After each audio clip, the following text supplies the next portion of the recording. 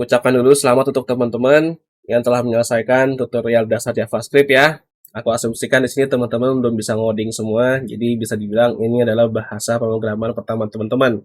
Dari awal kita udah berkenalan dengan JavaScript, kemudian kita udah tahu juga aturan dasar penulisan JavaScript, kemudian jenis-jenis data yang ada di JavaScript, kemudian cara penulisan pengondisian, pengulangan, JavaScript object, kemudian kita juga cari tahu ya apa itu JavaScript asinkronus 1, kemudian JavaScript asinkronus 2.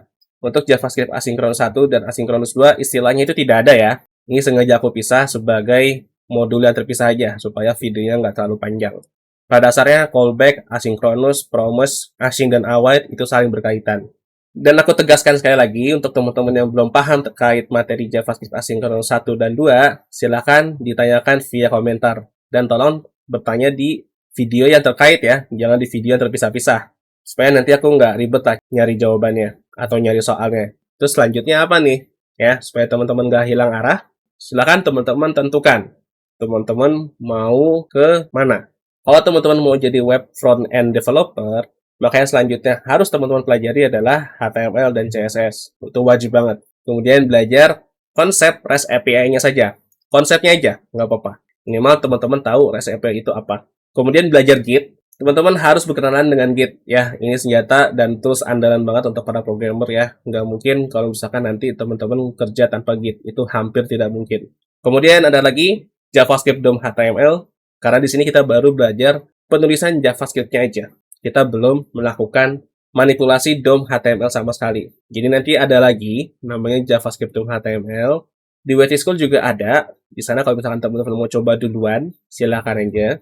Kemudian nanti teman-teman juga harus berkenalan dengan jQuery dan jQuery Ajax. jQuery dan jQuery Ajax ini sangat penting sekali ketika teman-teman sudah mulai bermainan dengan REST API. Teman-teman juga sebaiknya berkenalan dengan NPM. Apa itu NPM? Silakan teman-teman googling aja NPM. Nanti di sana ada websitenya, teman-teman baca-baca aja sekilas dan berkenalan sedikit dengan NPM ya. Orang-orang menyebutnya Node Package Modules. Tapi pada dasarnya NPM itu tidak ada nama validnya. Kalau misalkan teman-teman cek di websitenya, kemudian refresh lagi, di bawah nama NPM-nya itu selalu berubah-berubah. Jadi memang pada dasarnya NPM itu tidak ada namanya. Atau tidak ada istilahnya lah. Kemudian silakan teman-teman berkenalan dengan framework JavaScript. Di sana ada Vue.js, ada React.js, kemudian ada Angular juga. Itu yang paling populer di Indonesia ya. Silakan teman-teman pelajari. Dan yang jelas, ketika teman-teman mulai masuk ke bagian framework JavaScript, siap-siap teman-teman harus belajar lagi. Karena cara penulisan dan cara penerapan kodenya itu sedikit berbeda. Itu untuk yang front-end developer. Untuk yang back-end developer, teman-teman harus langsung belajar tentang REST API. Nggak hanya konsepnya, tapi belajar juga cara membuat REST API menggunakan JavaScript. Kenapa? Karena back-end-nya itu bersifat pure. Tidak ada campur HTML dan CSS sama sekali. Dia benar-benar hanya membuat logic atau membuat proses bisnisnya aja. Kemudian teman-teman juga silakan belajar dengan Git. Ya, kemudian teman-teman wajib banget berkenalan dengan Node.js dan NPM. Sebenarnya Node.js ini sudah ada e-booknya ya. Ada orang kayaknya iseng, dia bikin tutorial Node.js ya dari awal sampai akhir. Dia kalau nggak salah juga nyinggung soal NPM.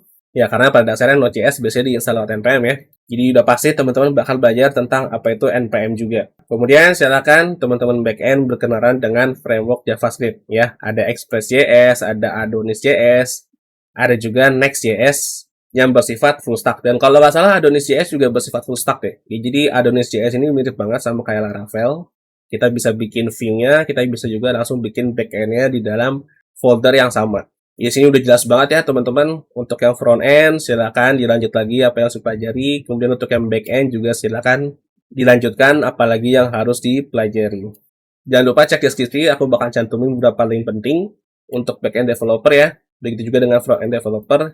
Di sana bakal ada beberapa dokumentasi yang bisa jadi pengantar teman-teman untuk melanjutkan petualangan belajar JavaScript-nya. Oke, satu hal lagi, bonus. Kalau misalkan teman-teman mau jadi game developer juga, tapi teman-teman cuma tahu bahasa pemrograman JavaScript, teman-teman bisa cobain yang namanya Construct 3.